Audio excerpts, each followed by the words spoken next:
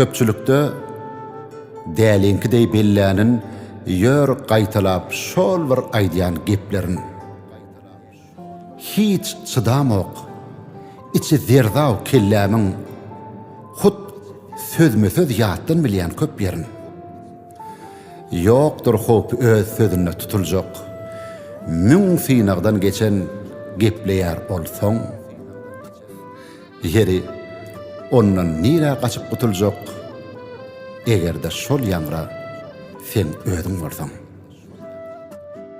Assalamu alaykum merhaban vatandaşlar. Döwrümizin görnükli ýazyjylarynyň biri Gullurdy Tähetdirdiýewiň ömrü hemem dörejili barada taýýarlan ilkinji dokumental filmiň birinji sanyna tomaşa edýän ýyllaşmanyň sany günden artyp gelýär. Tomaşaçylarymyz bu arada ýadyýan tesbirlerini filmiň öldürine juda yaranlygyny hemem bize dörejik toparmada öz minnetdarlyklaryny beýan edip, oň dowamyny görmäge de howlukdanlyklaryny bildirýärler. Şeýle de inniki görkezdiljek bölümde şahyryň öz okuyan şygyrlaryndan has köprak ýerleşdirmegi, hemem Gullurdaň öz ses bilen aýdýan gurrunlaryny inniki video etermede goşmamyzy maslahat berip haýyş bilen ýüldenýärler. Ana şeýle teklip bilen oň şähertleriň bir şeýle ýazypdyr. Men Gullur Tähetdirdiýewiň şäherdi, jan köýeri, ol diňe gow goşgulary, çeper kassa eserlerini döretmek bilen çäklenmän. Olardan daşgary juda suhun berýärdi. Oň duşuklarda tribuna çykyp köpçülüğün öňünde edýän gyzykly çykyşlary öz başyna bir tomoşa. Eger oň bilen söhbetleşip gurmasaňyz, hasam gyzykly geçirdik belläpdir. Şeýle tekliplen ençemeti bilen bize ýürüýte polisiýaň ähtiýaçlykda podpolkowniki çağırmadyk. Garakanowyň telefonu bilen jaň edip teklip etdi. Olam Gullurdaň dörejiliğiniň ölemen muşdoklarynyň biri eken. Bir haýyşdan ilkinjisini berja etmek müşkül. Çünki Şahyr agamy köpçülük üçin niýetlep goşgularyny özü okumaya, ol onu çeper okuyuşu erwerlerin, yani şol oradan kämilleşen ustad aktörlerin iş hadaplaya. Şoň üçin biz awtormadan eserlerini okap bermek üçin ýürüýte şu gepleşigimizde halifalarymyzy Türkmenistanyň halk artisti Matumlar Naqy halkara bayranyň eýesi Nurberdi Allaberdiýew hemem Türkmenistanyň atgadanyň medeni dişgäri Kadir Atabaýew çağırdyk. Nuraga, Kadir aga, hoş gördük. Sağ ol. Ýöne ilki bilen söýgüli merhum aktörimiz Türkmenistanyň halk artisti Gülmirat Amanowyň mundan kän ýyllar ozal ýad etdiren gaýypdan bir owaz atly liriki poemasyndan bir parça ulug atalym. Bu ýadgyň taryh şeýlerek Gullurdaň gaýypdan bir owaz atly lirik poemasy ýurdumyzyň Aragum jurnalynyň basdyr 7 sanyna çap edilenine aktör şol 70 takypa barabar ulgowrun poemany tutuşuny ýa tutup durup Gülmirat Aman şeý diýen eken, eger men goşk okumak maksat edindim, ilki hökman ony ýa tutýan ýereken. Ay her näçikdir poemany türkmen radiosu üçin ýad etdirmeli bolanyna Gullurda birdir ýarymdyr söz üýtgäýmesin diýen ähtiýaçdan aktörüň öňüne poemanyň tekstini goýupdyr. Gelin häzir şol ses ýazatyndan bir parçany dinläýin. Gullurdy Tähetdirdiýew. Gaýypdan bir owaz. Liriki poema. Okuýar Türkmenistanyň halk artisti Gülmirat Amanow. Kän maryan hyýalla gaşyňa seniň. Bir çakky 17 ýaşyňa seniň. Barýaryn 17 ýazyňa seniň. Barýaryn 17 gyşyňa seniň. Hyýal ýoldan nano, hyýaly edil, bir demde geçmişe eýleýän gezim, eýleýän bezim. Awyňy alarsyň atan ýeriňden, derhal ýetip barýan yatan ýeriňden. Büdreseň düz ýolda, galmagyn haýran, çolaşanlaryň men ýanyňda barýan. Ertekidäkidey düşdäk gibi. Meniň hyýalymda duşýas ikimiz. Söýünji how, pırlan, hyýala salýan, boýçy sen gözlerimiň piýalasynda.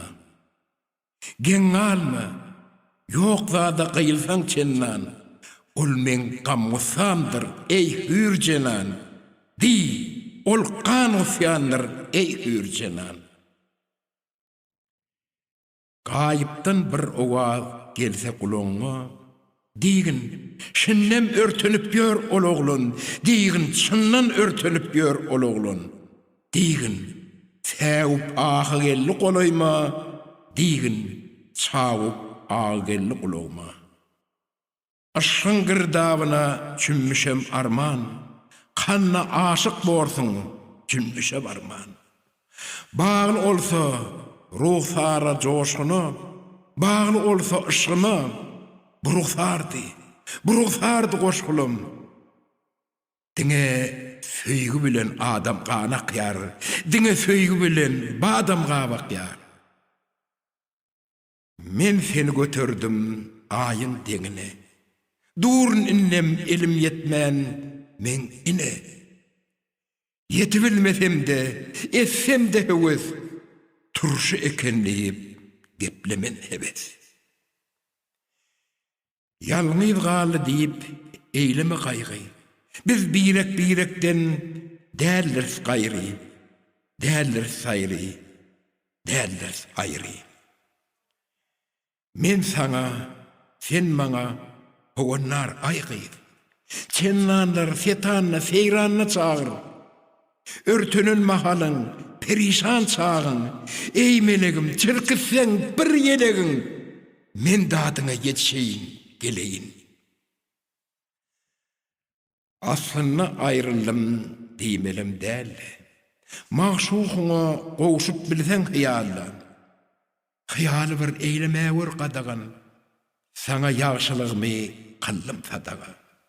Kurban kıldım sana köňlümni berdim. Diňe ýaşlygym däl, ömrümni berdim.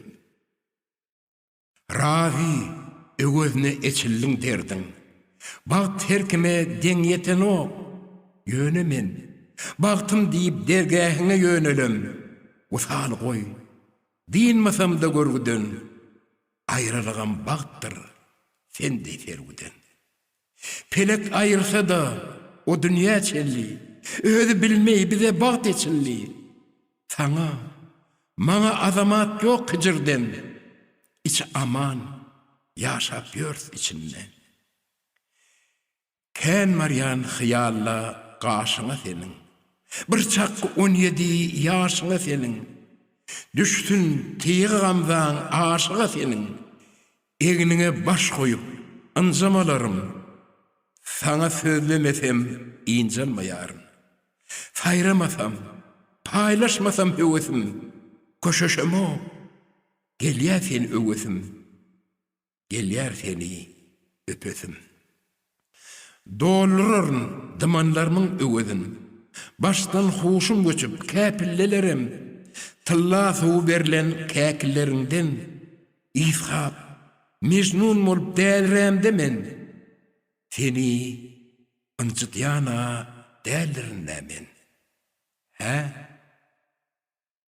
Ýazyjy Gullurdy Sehetturdyýewiň sadanna Milli Täçminat we Bagşlap ýazan Tardan Sıçran Uçgunlar adly roman eserini men hormatly halipam Türkmenistan halk artisti Juma Ýadmuradowyň bir näçe bölümlere bölüp okan ses ýazysynyň ençeme ýyllary ýa onlar şeýle gaýtalanyp radio dinleýijilerine eşitirilenlerine ýatlap geçmek ýerlikli.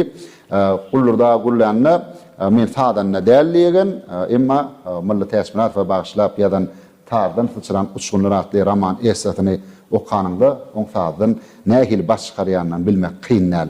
Näder sözi hormatly halipamyz Türkmenistan halk artisti Mahtumlar Naqy halkara bayramynyň eýesi Nurberdi Allah berdi geçirmekçi. Sağ ol. Käbir adam hakda gürlemekliň şol adam terjime halyny aýtmaklygyň adam kärçiligiň hakda dörüjlük dünýäsindäki ýeten derejede hakda aýtmaklyk. Bir tarapdan gaty agyr bolýar, bir tarapdan yeňil bolýar. Agyr tarapy onun eserlerine gowy düşünmeli, şoňa aň ýetirmeli bolýar, onu kalbyňa salyp, soň kalbyňdan gaýtyp bermeli bolýar. O goşry üstüne de çyşyrma bolsa, has ýeti zatlar agzaýanmasa, ol kynçylyk tarap bolýar. Ýöne ol ulluka lezzet berýän kynçylyk. Yeňil tarapym şol adamyň adam kärçiligini tanaýakan, onun acayip adamını bilýärkäň, onun maskala durmuşuna da, deňi duşlarına da, iline de, watanda da wefalykly, şonuň mehribanlygyny bilýärkäň, onun şonu tanaýanlygy üçin olan bir yeňil tarap bolýar, şo arada näçe jökme desem, edesin gelýärdi. Şeýle şahirleriň biri, Ullurda diňe bir şahir diýesim bolany, ul ýazgy, ul şahir, dramaturg, o kino eserlerinde de, teatr dünýäsinde de eserler ýazan adam, dramaturgiýa meselesinde aslında da bir kyn, iň kyn janr da dramaturgiýa. Ýöne o romanlaryny okap gördüm, okaýanma, ma ýene de okaryn. Poeziýasyny okayan, Guldurdyň poeziýa düşünmeklik jyda agyr, kyn. Onun gıylığı Guldurdyň günäsi däl, bizim günämiz. Sebäbi Guldurdyň ulanýan sözlerini ben bilemok. Onun okap lenji çykyp, onun şoly dolu öýleşdirýän wali gidip otyr, gülýanak eser, gülýanak poeziýa, gülýanak pikir, gülýanak kalp, adamyň kalby. Guldurdyň bir eserlerinde bir ýerinde aýdan bir zady bardy, şeýle bir ajaýyp zat da şol bizim kärimizi hemmemiziň kärimiz birde. Ýöne bir ulanyş serişdämiz biri. Ben sahnada aktyor bolýan bolsam, ýazgy, kitap ýazýar, goşry ýazýar, şygyr ýazýar, rejissor alyp barjy özüň jurnalistligini edýär. Gara ýöne hemmemiziň formasy birden ýöne ulanyşy başlaýar zatda. Emma düýbi bir, şo bir dörejilik, şo bir alham, şo bir sen zehiniň bolmaly, şo zatlar öýleşdirmeli bolýar.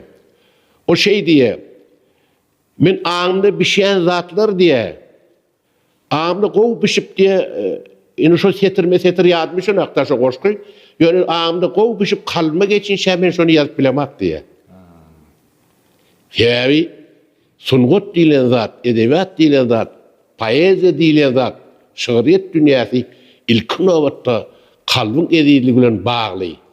Şonuň üçin Guldurdyň şeý wagtda ýazýan eserleriň hemmesi şol aşyry magşuk bolýan sözlerde ol düýpli gaýdýar. Has geň ýerem bey halipalaryň hemmesini gören adam, maktubulyny ajap bilýän adam, daşaryut edebiýatynyň gaty gow başçyka adam, gaty köp adamlar okapdyr eserlerinde de poeziýasynda bu zatlar bek ulanmanyň başarýar. Bey maktubulyny başlap soňky bizim döwürdeş bey agrylarymyz Kerim Muran Nepesowem, Bernadir Hudaýnazarow, Mehmet Seydem üçlükli ilýärde, soňundan ýylydan ýetişen beýik dereje bolup, beýik sungat aleminde, poeziýa aleminde bir täzelik bilen giren Gurbanazar Ezizowa jana-jan egindeşi bileje şondan ölüm alan, ölüň alan adamsy halipa sorunlu. Bir bahallar ýaş döwrümizde Guldurdy bilen biz Guy sanatlar çemenini 45 minutlik filme edipdik. Bizim Guldurdy bilen tanışdığımız eýem 50 ýyl owrak bolýardyr. Şo döwürde de şol Türkmen telewizionynyň altyn fonduny saklanýan eser bolup galdy. Sebäbi şonu Guldurdyň maňa düşündiren zatlary ýadymda. Şo Gurbandalaryň dünýäsini girmekligi Guldurdy kän zatlary maňa öwretdi. Şöyle sebäbi Guldurdy şo döwürde eýem menden kän zatlary Guldurdy şu adam poeziýany menden gowulýar bardy gurulýar. Ýöne men aktörlük döwründe de, aktörlük meselesinde de maňa şo ýerde Guldurdy birsan diktawat etdi de. Diktawat etdi. Şeýde ýöne aýdana näde aýdýar? Şeýde äsek bolmaýan diýe. Şeýde äsek gowulmajak mı diýe, şunu adam. Yumşak ulamay diýe. Sen daşyn baýlanýardan, degräňe geçýärdan, soňra sen ondan hiç ilemeden onu kabul edýäňler. Ýöne gönlüňe şey diýip dursa bolanokda käte. Guldurdy Hätturdy diýen adamyň ýanky aýtmaly oturup pikir edýäňde şu wagt 20 tom bar. Bizim beýik ýazarlarymyz oturup oýlanýan Berdagany, Hydragany, eş beýik usat ýazarlarymyz, halipe ýazarlarymyz, Beksey Täkiwi, Aman Kekiliwi, we sanardan elbetde azal kän olur, görlerine nur ýasyn. Şonuň üçin şolat ýazyp geçdim kadip pikir edýäňler. Guldurdy hiç sen daşda däl, Guldurdyny öýünü sypdyrmak, stoluň başyndan, iş stoluň başyndan aýyrmak mümkin däl. Bir yıl maga bir zat diýdi goý. Sen men ýagam diýdi. Garragala kisene diýdi. Bolýak deýin diýdim. Hezir ýakjekde. Men bir maksadım var ýöne diýdi. Men maktubuna çemlenýän, maktubuny ýazmakla çemlenýän göklüňiň şiwe diline öwrenesim gelýär diýdi. Ol sapar boldy, o sapara gittik biz. Köp oglan bolup gittik, başga da oglanlar känni. Onu kän onuň boşarda bolduk. Dünyada bir acayip zat bardy, oýam şynçyllyk. Bir zady bilmän toslap ýazmaklyk özi eýem adamyny ýazgyň eline çykan zady okuýjyň eline düşende eýem şoň toslamadygyny ýa çyn däldigini duýýar. Azekänni aňylan adam. Oldurdy şu atlary jikmejik öwrenip ýerýär. Men şu at iki kitabını okudum o. Birinci, ikincisini okudum. Yine üçüncüsü kaldı. Keymra vardı, Keymir Serdar vardı. Romanlı. Katı ağır ulu roman. Ağırlığın sebebi şonda ulunan zatlar, bir getirilen tarihi zatlar. Oldurdu demek tarihten bek baş çıkan adam olmalı. Yozum o zatları bilmeklik mümkün değil diyen ýagdaý var. Ya hemmeler bilip geçip bolunu var dünyada. Ne şu goşlyny okujak bolýan boly men bir Gurbanlaryň bir görmeksiz gyýy diýip bir goşgy ýazmyşy. Oldurdum men pikirimçe şol hakda ýazypdyr. Ýöne düýüp götür başga ýoldan başga tarapyny barypdyr da. Garrygy diýe. Öttü günni gece aýdy hem aýsy köçe tüpüre ýadady bir gyýy. Söýülseň şaperi dünýäde taýsyz, söýülmeseň weli adaty bir gyýy. Petine çıkıp bir ışın telvasi, naincar, bakışlar dilenden beter. Arman, pelek yüz soğuya pervaysız ya da seyretmeye eyleye eder. Ey humay kuşları, baktı öykülen nerede sizi yetişin, yüzünü açın. Den duş jorları altıklı kilen, ağul heni arkan atmandır saçın. Yüzü çıkaray ya, çiğ süy demişin, adam çennan ahmal galya pelekten, ul görkü görbeyi kimden kemmişin, muhabbeti kemmiş, haysi melekten. Başarsa daş durya, gepten kovhadan, özgen gövün için ciğer kebap, mılayımdan yelen sünksüz kovhadan, hıdıratan başam barbağı kıvap. Ak qarı dönüptür zülpler işilen, yalgıyka göz yaşım dökya uğulunup, kaçan açılarka bakıp işine sakla batıyor atasının doğulunu.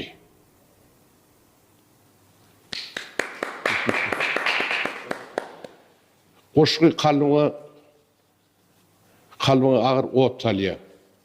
Şahirin kalbinin beýikdigi, şoň anakdatlary ınjykdygy, şoň adatları qeýilip gezýändigi bolmanlydy.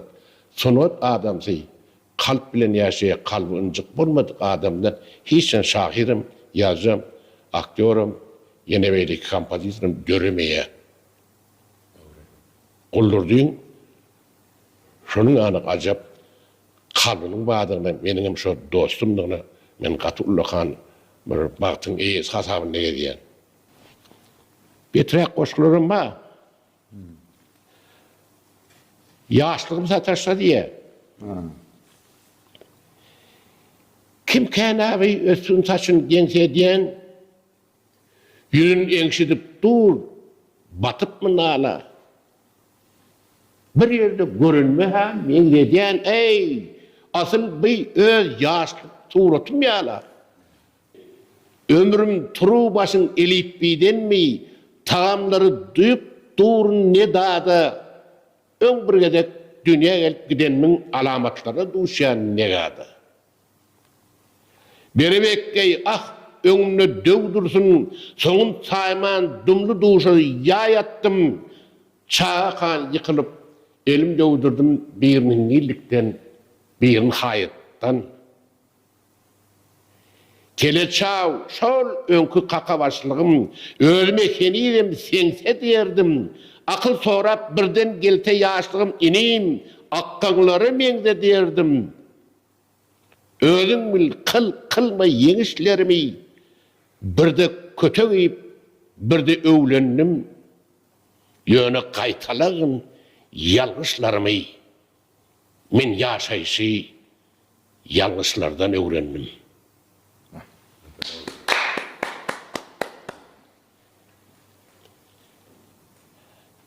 Adam şo ýalgyşda şu eser boýunça düşünjem, şo ýalgyşam däller şo bir wagtlar gögüle wagtym döwür her etap gelýär-de onuň bir okan goşguýyny Magtymuldan bolsun, Guldurtdan bolsun, Gurbanazardan bolsun, Nowatdan bolsun, ahir şahyrlardan bolsun, soň bir bundan 10-20 ýyl okan goşguýyň şu wagt okanyp başlasarak bolýar. Sen o wagtlary başyna geçirip berdiň senem. Şoň üçin ol ýalgyşam dälläni şol bir haýsam bolan bir sebäp bilen galan zat. Şon täden düýetmek üçin sen maga şu wagtlar ýatlatdyr diýe özüne diýär ol. Daşşeşen menni. Qur'anda ediýiň Magtymul goşgusy bar. Şonu ne bir şahyr Magtymul beýledi, Magtymul kitap bar, ay ýene beýleki sil aldyrypdyr, näme diýär.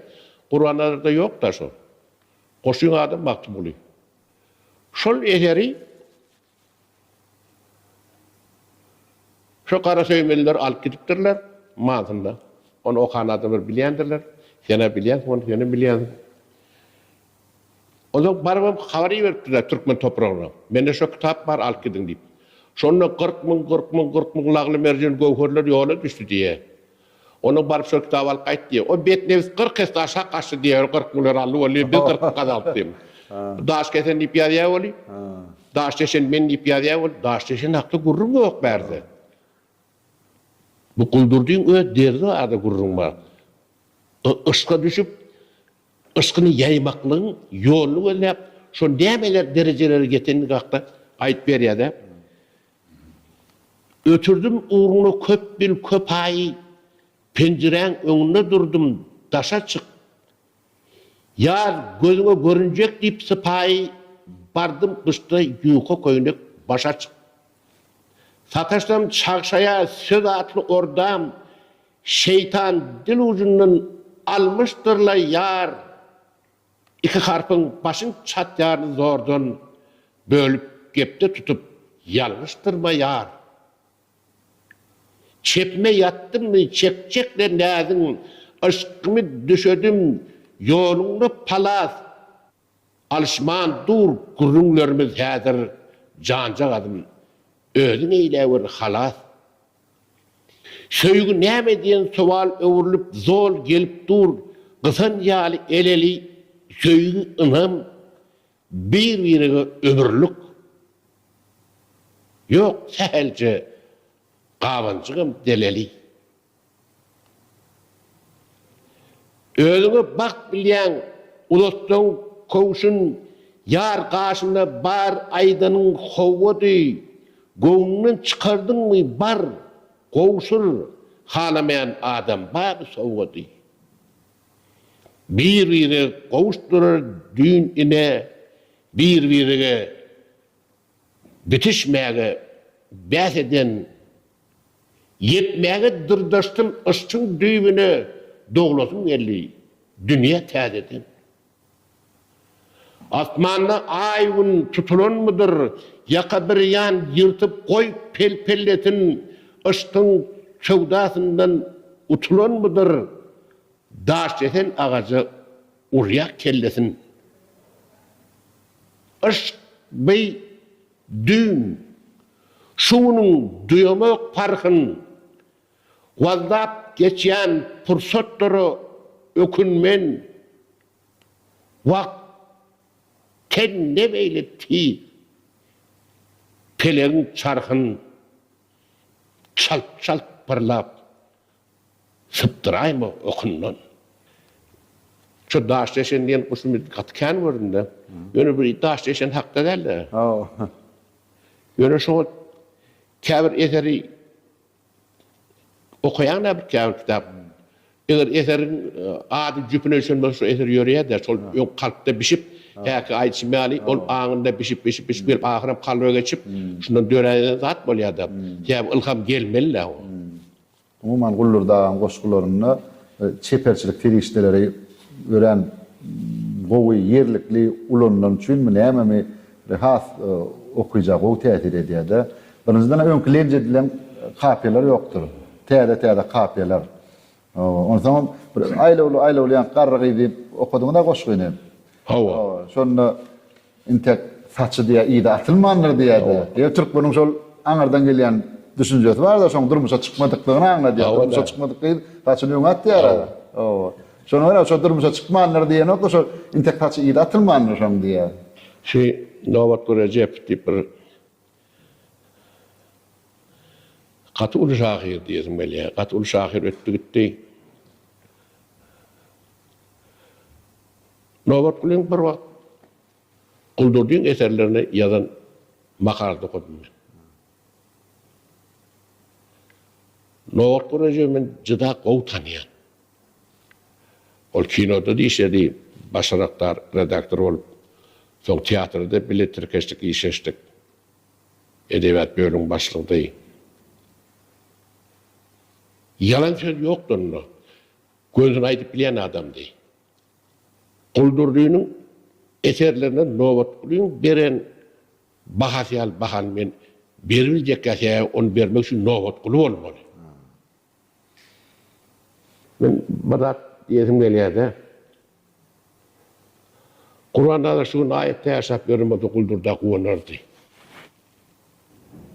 Men şunu aklymdan aýdýan sebäbi Guldur şol dereceleri yetti. Türkmenin şuulluğun ulu yazısı, ulu şahiri.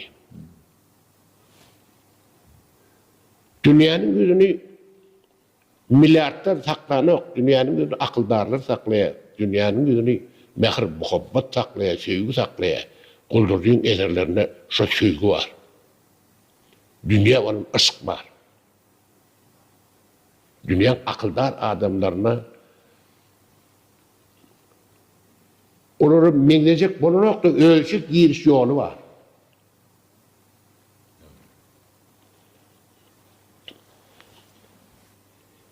Beynin pikirlerine büküllü diye koşuyor adi. Beynin pikirlerine görýän, hüşgär, ahmal galyan, kay yitirýär, kay izlam. Qarı dağı görsem, yadıma düşýär, şığırım bolup, düýläp zygan kagızlar. Şimdi sataşıp görmedik kulgulu, al öwsür, zenek dany, dolugy, ýeni bilen uroýun tutan duýgular, heniz ýüzi açylmadyk ulugy.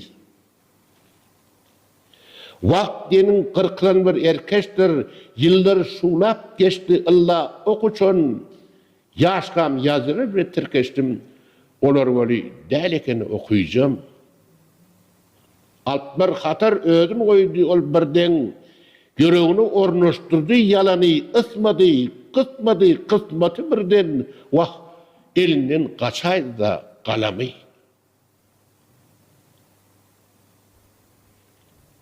Şu atlar aydandan soň, şu ayda näme diye, heretmeni?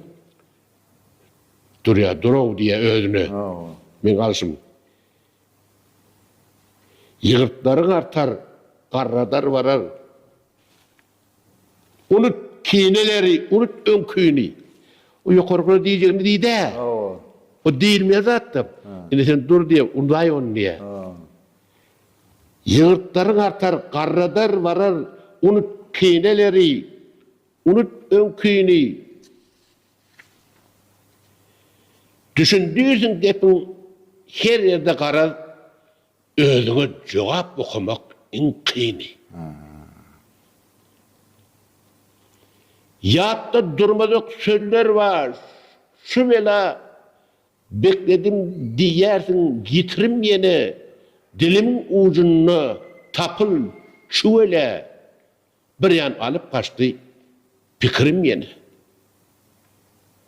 Çınım tey olup bilmedim o kärsiz kalpta gizlerleriniz oğrunça çillim fleşka göçürün belki okarsız elektron kitabımın 5 cildin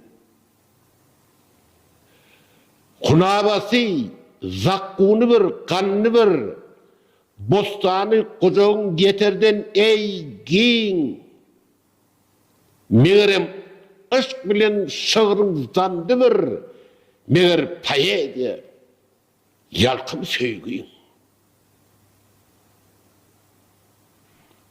Kuldurdu sağ ol, katı bek acabay diyen şunu, acabay diyen. Lowlar mı ılhamım, sonkı demeçen, bir de coşur, bir de ellerim soğar. Böğrümde büküldü sonkı demeçen, men şahir mi, der mi?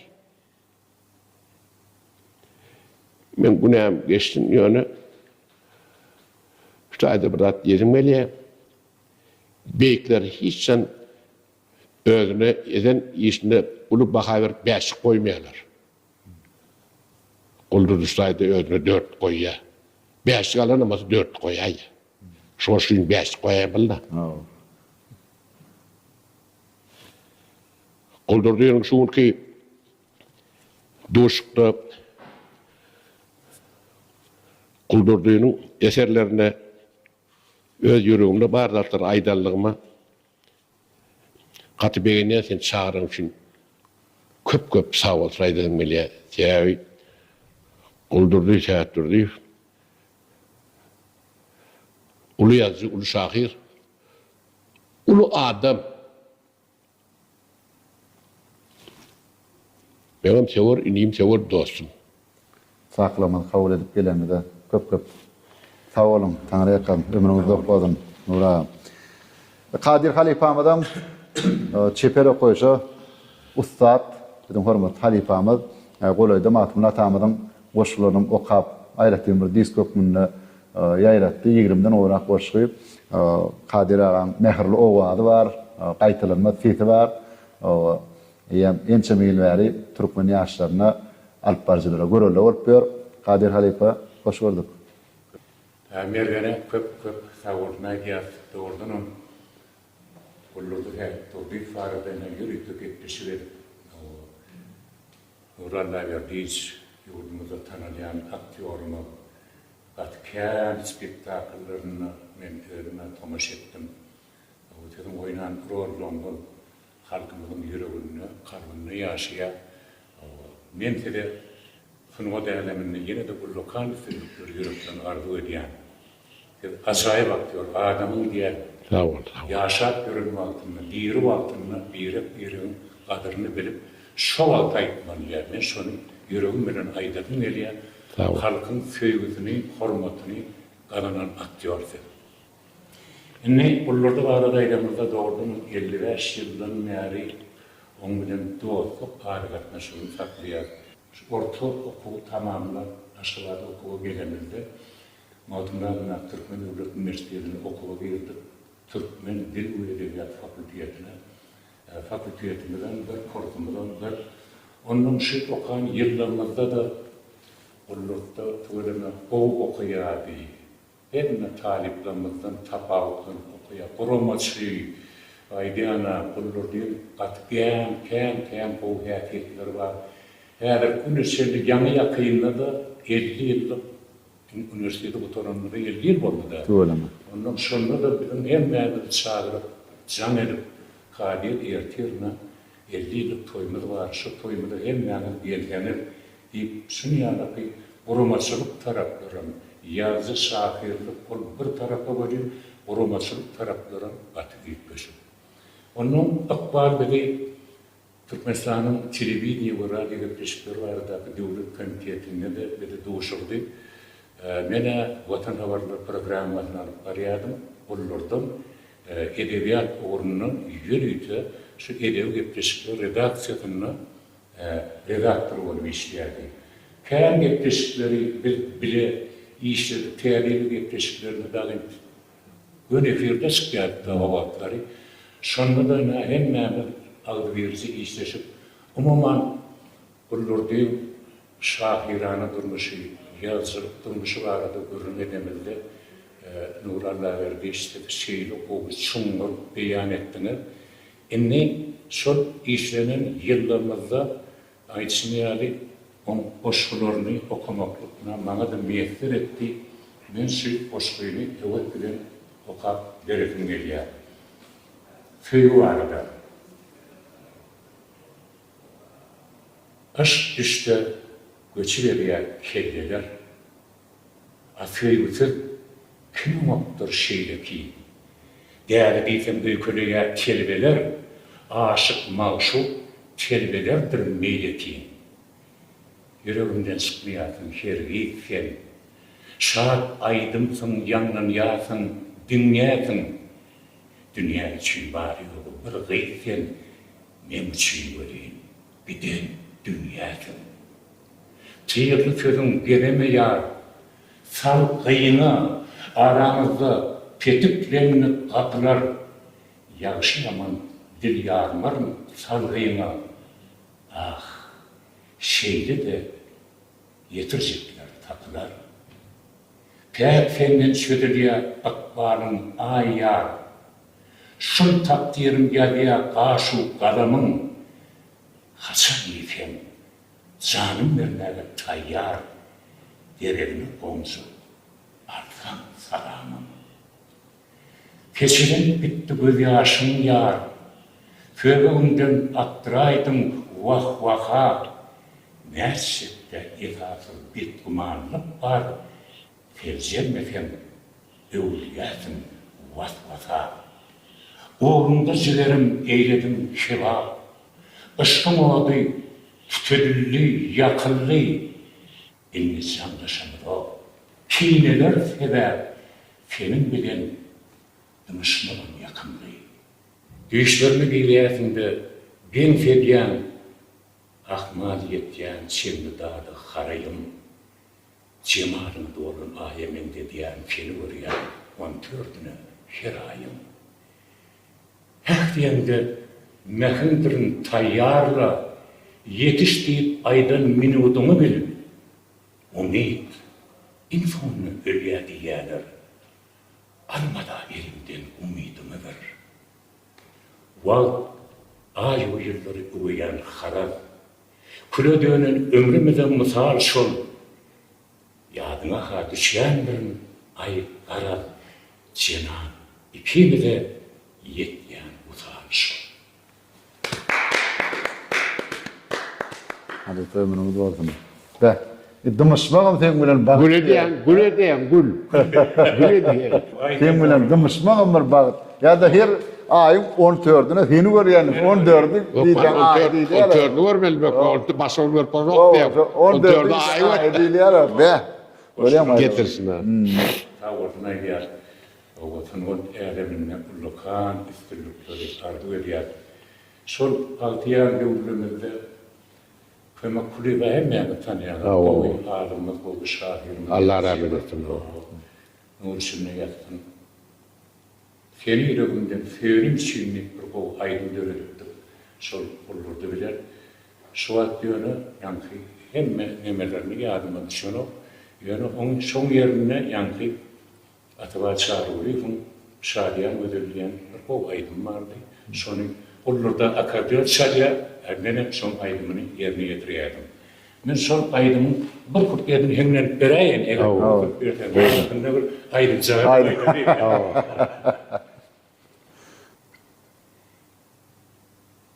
Gözlerimde minim yok, henüye bedel. Ne için ağlayan şadiyan ödül. Yağıtlayan güneşin tılla yerlerin, bulpağın tazadıp giden yerlerin.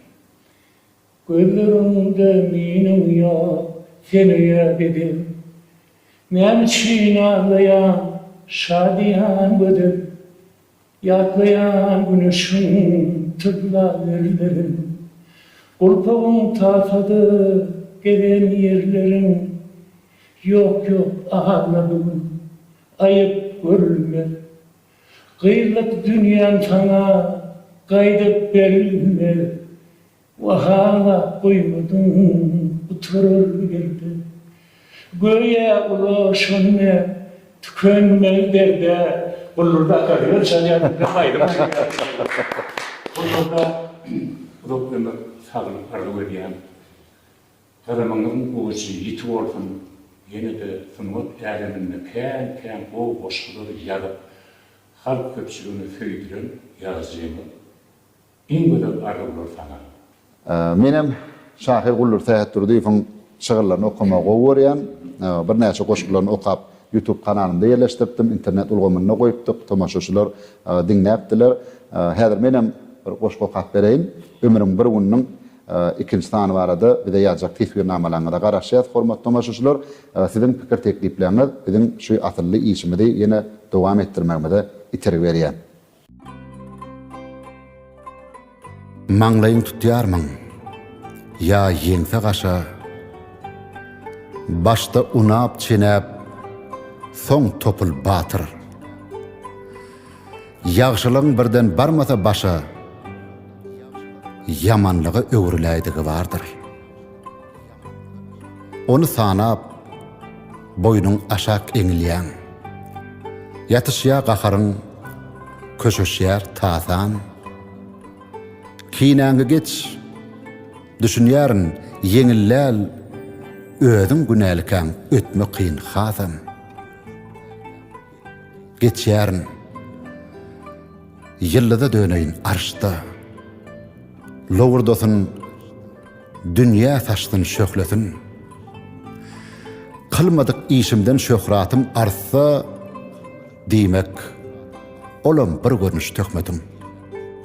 Başımda dert, düýünüň melamaty da, tey aýgyt ýeten ok, soň düşýär gymmat. Yok, radylygyň alamaty däl, düýpden garşylygam aňladýar dymmak. Minwerden öň söz aslyna çüm ini, aýtdyň ne, aýtmadyň käbir many bir. Eger oňarmasaň gepläp çynyňy, onu başar ahir häbermäni bir. Kirletme köňlüňi, pek sakla için, kalbyňda ýerleşsin dile garly gün. Ulanýarmyň iki ýüzlülük üçin, onna tüf ýüzüne dile barlygyň. Mehman vatandaşlar, şunun bilen ömrümün bir günatly gepleşigimizden bu ýerden tamamlaýas. Entek dowam bolar inşallah. Gepleşige gatnaşyp beren gadakly gurrunlar üçinem Türkmenistanyň halk artisti Matmuladyna halkara bayranyň eýesi Nurberdi Allaberdiýew, hem hormatly halifamy Türkmenistanyň atgadan medeni dişgäri Kadir Atabaýew hem tomaşaçylarymyň adyndan köp sawatyn aýdýas. Gahrman arkadamyň arkadar gahrman serdarmyň saýdyna elmedama wekiliniň parlap durmagyny biz ýaşlara görelli halife bolup gelmäňe tüýsürekden arzu edýär. Şu yan Kadir boş okudy, birden azapdatlar aýtdy. Özleriň okuşylyrlaryň talip ýyllaryna gelýän bir mehribanlyk, dogullyk, dostlugyny isen ýyle güne ýaralýan adam. Merinja seni meşhur adam, seni köp adam, köp adam Türkmen toprağında hemmeler tanıyalar. Yani şu anyk döwletli iş edýän üçin mesela köp sawatlaýdasym gelýär. Sebebi bir zat bada bu internetiň döwründe, internet zamanında kitap okulanok. Men gatyk gynandyrýan zat şol. Barada düşünmeli adamlar. Ine telefonuna geçip telefonundan okayanın bilen kitap açıp kitabı sahypa aktaryan deňnäl. Şol üçin kitabın özünden okumaklyk. Men şunu ýaşlara hem kitap söýüjleri, şu kitabı poeziýany, prozany, şöhret dünýäsini ilim dünyasy bolsun goý, şonu kitabyň özünden okamaklygy aýdazym gelýär. Bu meselede de bizim mümkinçiliklerimiz uly. Gahrman arkadagyň gahrman serdarymyzyň ündegleri bilen biz köp zatlara yetdik. Häzir şu eserler çıkarmaklyk üçin hem gaty ullakan işler zähmetler gerek. Şonuň üçin Guldurdynyň şuňky senin dörediyen eserinde dokumental filminde bizim Guldurdy Sähätdurdy fakta aydın sözlerimizi hökmani ýagdaýda bizim döwlet ýolbaşçylygymyzyň şu taglimaty bilen görýändigini agzasym geldi.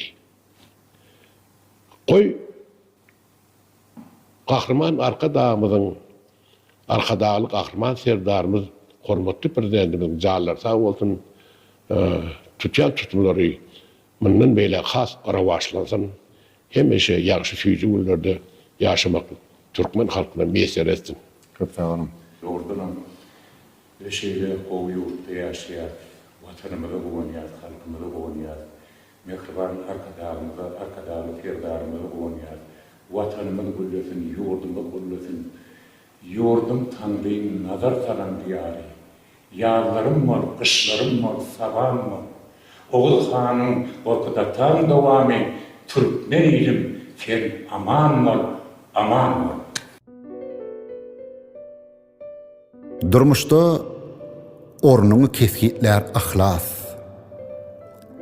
Kimlerden ýokarda, kimden kişisin. Dur, bir ýan ucundan oturma kahlap. Bolup bilseň, iyil bilen bir kişisin. Kim bedmetjek, kitetinde ituglir. Mihman gelgit, bilýän ýok öz salgasyn. Kim qarz verip bilmäningden kituli, kim utanır soramaga algysyn. Tekid boşa dälsin, yetenre pay. Biriň ike öwrüli bir ersgine, yetdik hakyň bilen sen tükenmez bay, ger kanaga dedip bilsen arsgyňa. Hemişe gidämet işiň oňuna, minmewir öwren gulugyna pilin. Düşüp bilen okmy halkyň öňüne egermegi başar ýydyna ýylin. Awadançylyga barsa halanmaz. Bay.